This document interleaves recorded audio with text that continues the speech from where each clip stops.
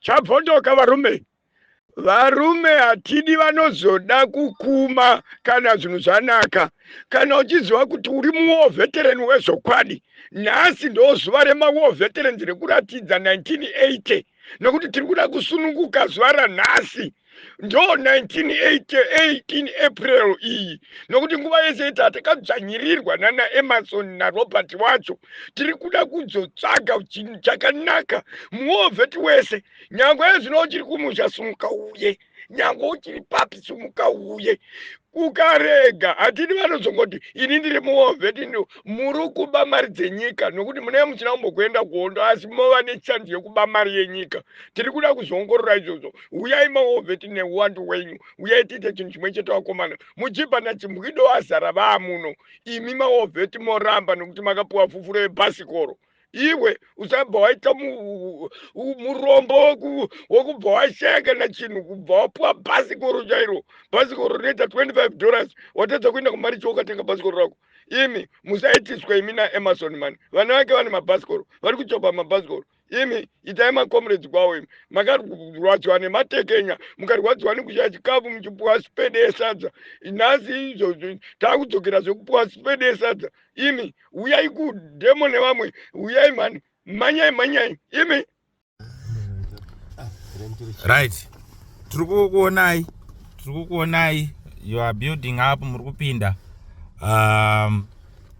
venue tese tiri kuiziva, matransport muri kusvika, muri kutipa maconfirmations, we are aware.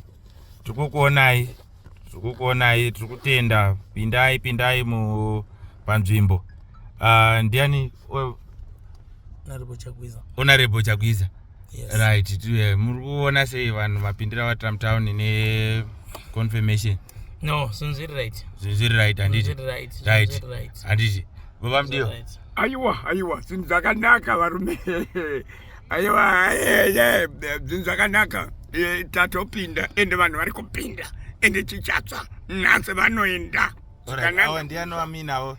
Ndi mapengo. Mukomana waMwari uyu. Champion mapengo. Makadima Zimbabwe. Makadima Zimbabwe. Right. Tiri kuona vanhu vari kupinda. Tiri kufara. Please, background tiripo. Uyai tiroye basa. Right. Handiti mangozvinzira. Command yenyu iripo. Tiri kuona vari kupinda. I think vari kusvika organization takugadzirirai, muri kutaura nevari kuita logistics.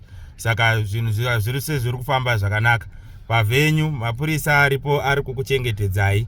Nothing much. Chinhu ndechewanhu. Asi ndaona mazadza town, saka manje tikadedzera 18 area, we are marching on kuenda pavenyu. We have no leaders but looter. Zimbabwe corruption is madness.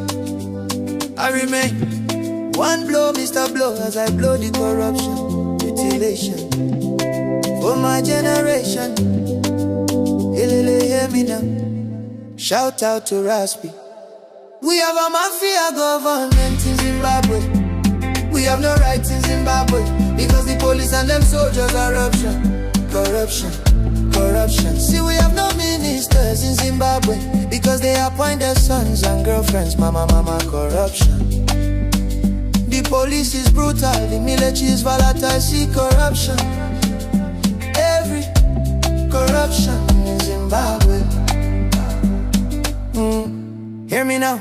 How can a whole nation with ministers lost 15 billion? Zimbabwe is funny, the diamonds were given to Chinese in exchange for cheese. What about your Zimbabwe? Corruption, 3 airplanes went missing. Mugabe and his in-laws and we're dishing. Let's talk about weak, no solar and hospital plus goats. The minister and president lie under oath. They injected Morgan and silenced the revolution. I cry corruption. They paid Nelson and stole the election. The nation left in confusion. Mr. Wamblo, I say it's corruption. Big up to you, one boy. This nation is rotten. We need a revolution. And youth on a mission. Say no to corruption. I'm about to cry now. Prophets and pastors lie for cash cars from Wicknell. We have fake socialite and ass-licking musicians. You just praise her. Preacher, try more. Walter Magaya and you Pastor Yan. Poverty makes us brainless, calling looters boss and praising corrupt military. Why do journalists fear big up Hopewell and bless it? Salute out and Soul TV. What happened to General Solomon, Air Marshal Terence Sherry, Minister SB Moyo? Where is Walter Muzembe? Don't forget more Blessing Ali. This government mama is corrupt and bloodthirsty. No to clueless government, sex for Mr. Appointments. No to gold mafia. Even you, Prophet Angel, you a criminal. We have a mafia government in Zimbabwe.